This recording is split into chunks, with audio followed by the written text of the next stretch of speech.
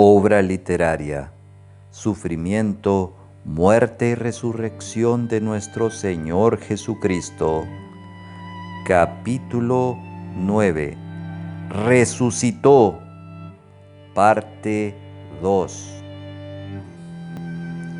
Cuando estaba por finalizar el día sábado y al atardecer comenzaba el domingo 18 de Nisán, María Magdalena, María, madre de Santiago, y Salomé partieron al sepulcro con las especias aromáticas y ungüentos que habían preparado para ungir el cuerpo del Señor. Como vimos antes, ellas observaron cuando José de Arimatea y sus sirvientes se llevaron el cuerpo de Jesús hasta la peña y no le dieron judía sepultura, por lo que ahora se disponen a realizar esa tarea por su propia cuenta. Evidentemente, tampoco se percataron cuando después que José cerró la tumba, se presentó Nicodemo para embalsamar adecuadamente los restos mortales de Jesús. La única preocupación que estas mujeres tenían era saber quién les podría ayudar a remover la pesada piedra que cubría la tumba para que pudieran entrar y hacer su labor. En razón de lo anterior, esa tarde fueron a la peña en busca de ayuda, pero al no encontrarla se regresaron y decidieron realizar una nueva visita a la mañana siguiente. Sin embargo, lo que ellas no sabían era que su problema sería enteramente resuelto por Dios durante esa misma madrugada, pues un ángel descendió del cielo hasta el sepulcro de Jesús con la fuerza de un rayo, produciendo un terremoto que desbarató los sellos de seguridad de la tumba, y sin esfuerzo alguno la pesada piedra fue removida de la entrada, y al llegar el ángel reposó victoriosamente sobre aquella gigante roca. Los soldados romanos que custodiaban el sepulcro quedaron petrificados de miedo con semejante evento celestial, y ante la majestuosa presencia del ángel se desmayaron, pero al despertar huyeron a dar aviso de lo sucedido a los sacerdotes y ancianos. Definitivamente, Cristo no tuvo que esperar que la roca fuera removida por el ángel para que pudiera salir de su tumba. Más bien, la piedra fue removida con el propósito que sus discípulos pudieran entrar y comprobar la buena noticia de su resurrección. El día domingo, muy temprano a la mañana, se presentaron de nuevo al sepulcro María Magdalena, María, madre de Santiago, Salomé, Juana y junto a ellas otras discípulas del Señor. Pero al llegar se dieron cuenta que la pesada roca estaba fuera de su lugar, dejando la tumba al descubierto. Inmediatamente pensaron que se habían robado el cuerpo de su Señor. La escena del sepulcro abierto debió haberlas alarmado tanto que del susto huyeron dispersas de aquel lugar. María Magdalena, muy atemorizada, partió por su cuenta a contar todo lo sucedido a Pedro y a Juan, y al encontrarles les hizo saber sobre la roca removida en el sepulcro, alertándoles sobre la posibilidad del robo del cuerpo de su Señor.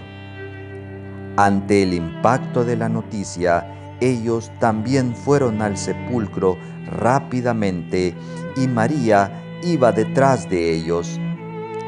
Esta fue la primera vez que Pedro salió del lugar de su ocultamiento, pues desde la crucifixión de Cristo hasta ese momento había permanecido escondido por miedo a represalias de los judíos. Pero ahora la noticia de María les ha impresionado tanto que ya no les importó ser vistos por el pueblo, sino más bien constatar el paradero del cuerpo de su Señor. Juan llegó primero a la tumba que Pedro, y con temor inclinó su cabeza para ver adentro, alcanzando a mirar unos lienzos sueltos. Estos fueron los mismos con los que Nicodemo había envuelto el cuerpo de Jesús la última vez, pero el cuerpo ya no estaba ahí.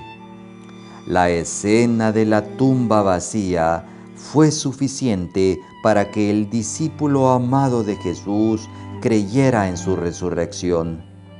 Luego apareció Pedro y entrando a la tumba se encontró con los mismos lienzos que había visto Juan, así como el manto con el que Nicodemo había envuelto la cabeza de su maestro la última vez. Pedro, notablemente impresionado, no soportó estar un segundo más en ese misterioso lugar y se marchó atónito a dar la noticia a los demás. Mientras iba por el camino, Pedro estaba muy confundido.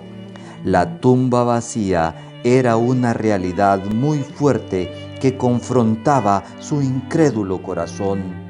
Por un lado, consideraba la hipótesis del robo del cuerpo de Jesús y por otro, meditaba en la posibilidad de la resurrección de su Señor, porque se recordaba de las palabras que decía cuando andaba con Él.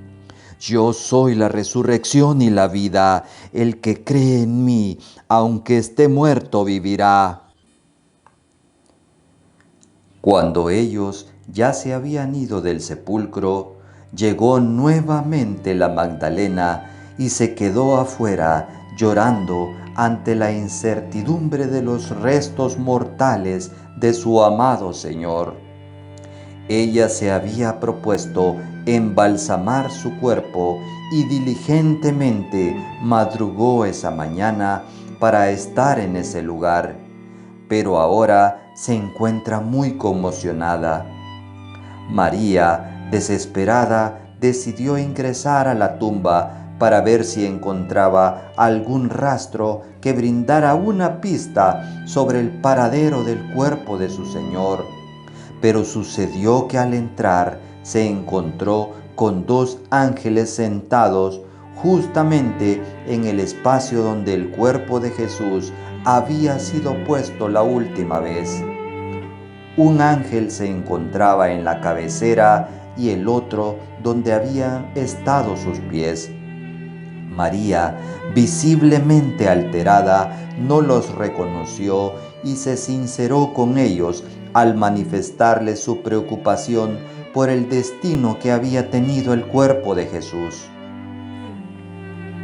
Angustiada, comenzó a buscar por todos los rincones de la cueva y fue entonces cuando instintivamente sintió la presencia de alguien detrás de sí y al voltear su mirada apareció el mismísimo Señor Jesús. Sí, nuestro Señor hizo su primera aparición en la tierra bajo su nueva condición resucitada. Pero al igual como sucedió con los dos ángeles, ella no logró reconocerlo, pensando que era el encargado de cuidar el huerto donde estaba la peña. La inocente Magdalena le preguntó si él sabía dónde se encontraba el cadáver de Jesús, rogándole que le dijera dónde se lo habían llevado. Nuestro Señor, a fin que lo reconociera, le habló por su nombre en un tono familiar.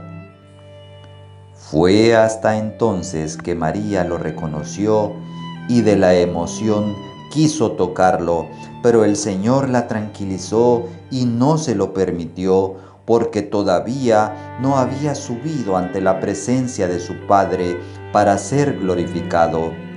Más bien le pidió que compartiera la buena noticia con el resto del grupo, y así lo hizo. Partió agitada donde estaban el resto de los discípulos para darles las buenas nuevas de haber visto y conversado con un hombre que apenas unos días atrás había sido crucificado ante la vista de toda Jerusalén. Después de este impactante encuentro con María Magdalena, nuestro Señor traspasó los cielos para entrar en la gloria de Dios.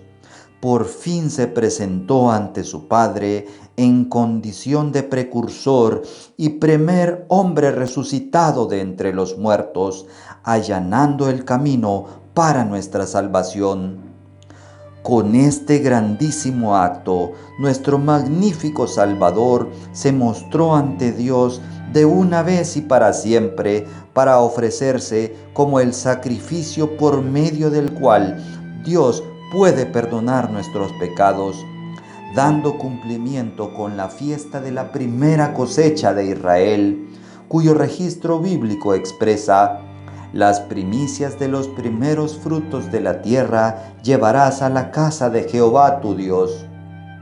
Con este noble acto, Jesús rememoró las palabras dichas en una de sus últimas oraciones antes de morir, cuando dijo a su Padre: yo te he glorificado en la tierra, he acabado la obra que me distes que hiciese. Y fue este hermoso gesto una ofrenda agradable, un sacrificio acepto y olor fragante ante nuestro Dios. Para este momento, los soldados romanos que custodiaron el sepulcro ya se habían presentado ante los principales sacerdotes y ancianos, contándoles todas las cosas que les habían acontecido. Los religiosos sostuvieron una sesión de urgencia ante el Sanedrín para abordar la chocante noticia de la resurrección de un hombre que ellos mismos habían mandado a matar. Para su desgracia, pensaron que al crucificar a Jesús, sus problemas iban a terminar, pero como hijos del diablo que eran, sus problemas apenas acababan de comenzar. Después de haber deliberado, su decisión fue tan corrupta como la anterior, cuando inculparon injustamente a nuestro Salvador, porque acordaron sobornar con mucho dinero a los soldados para que no dijeran nada de lo realmente ocurrido en la tumba, pactando que mintieran deliberadamente ante la gente, diciendo que mientras ellos dormían en la peña, los discípulos de Cristo se presentaron para hurtar el cuerpo. Evidentemente, esto era una insensatez, porque si en verdad los guardias hubieran estado dormidos, nunca se hubieran percatado quienes hurtaron el cuerpo de Jesús. El grado de cinismo de estos religiosos era del mismo tamaño de su desesperación, y ordenaron a los soldados que nada de esto dijeran a su jefe Poncio Pilato, sino ellos mismos lo iban a persuadir. Los soldados tomaron el dinero sucio y, según lo pactado, divulgaron la mentira entre el pueblo, y muchos la creyeron. A pesar de todo, la noticia de la resurrección de Cristo ya se había difundido entre el pueblo. Basta con recordar que durante la muerte del Señor, muchos burladores se arrepintieron ante las señales de la inexplicable oscuridad que aconteció a plena luz del día. Asimismo, el terremoto y la impresionante rotura de la cortina del templo terminó por convencer a los más escépticos. Sumado a ello, Posterior a la resurrección de Cristo, ocurrió otro hecho milagroso, porque se abrieron los sepulcros y muchos muertos volvieron a la vida, saliendo de sus tumbas con destino a la ciudad de Jerusalén. Y mucha gente fue testigo de todas estas cosas. A todo esto, después que la Magdalena se había marchado del sepulcro, se fueron presentando al lugar el resto de discípulas que desde temprano también habían llegado a la peña para embalsamar el cuerpo de Jesús. Al entrar, mostraron la misma preocupación que su antecesora al no encontrar los restos de Jesús, y sin que se dieran cuenta, se pararon frente a ellas dos varones con vestiduras resplandecientes, y del miedo no se atrevieron a mirarlos ni a proferir palabra alguna con ellos. Entonces los ángeles rompieron el silencio en la cueva, preguntándoles ¿por qué buscan ahí al que vive? Como queriendo decirles ¿por qué traían ungüentos para embalsamar a una persona que se encontraba viva? Estos hermosos seres celestiales les testificaron que Jesús había resucitado y les recordaron todo lo que Él les había hablado acerca de su resurrección, cuando estaba junto a ellas en Galilea. Con estas palabras por fin reaccionaron ante la manifiesta incredulidad que tuvieron cuando Jesús les habló acerca de todas estas cosas, por lo que vueltas de emoción partieron a contar a los demás todo lo que les había acontecido en aquel lugar. Más tarde llegó a la tumba un tercer grupo de discípulas, y al entrar se encontraron con un ángel de bella presencia, vestido con un impecable ropaje largo, blanco y resplandeciente. Ellas, al verlo, se asustaron instintivamente, pero el ángel las tranquilizó y les dijo que Jesús ya no se encontraba en ese lugar porque había resucitado. Finalmente les pidió que compartieran la buena noticia con el resto de creyentes, recordándoles que Jesús les esperaba en Galilea, tal como se los había hecho saber horas antes de morir. Al igual como sucedió con las otras discípulas, fue hasta ese momento que ellas tomaron real conciencia de las palabras dichas por Jesús y de lo que las Escrituras profetizaron sobre él, por lo que, con temor y gran gozo, corrieron a dar las buenas nuevas a los demás. Fue tan grande el impacto en sus corazones que durante el camino a nadie se atrevieron a saludar, pero lo que estaban a punto de presenciar las iba a dejar aún más impresionadas, porque nuestro amado Señor Jesús les salió al encuentro. Ellas lo reconocieron por su saludo familiar y visiblemente emocionadas lo abrazaron y besaron. Cuando se fueron tranquilizando, Jesús les reiteró el mismo mensaje que el ángel les había dado momentos antes en la tumba, es decir, que compartieran las buenas nuevas al resto de creyentes y se preparasen para ir a Galilea, porque ahí, con mayor tranquilidad y sin el acoso de las autoridades religiosas de Jerusalén, conversarían sobre todo lo acontecido durante estos gloriosos días. Amén.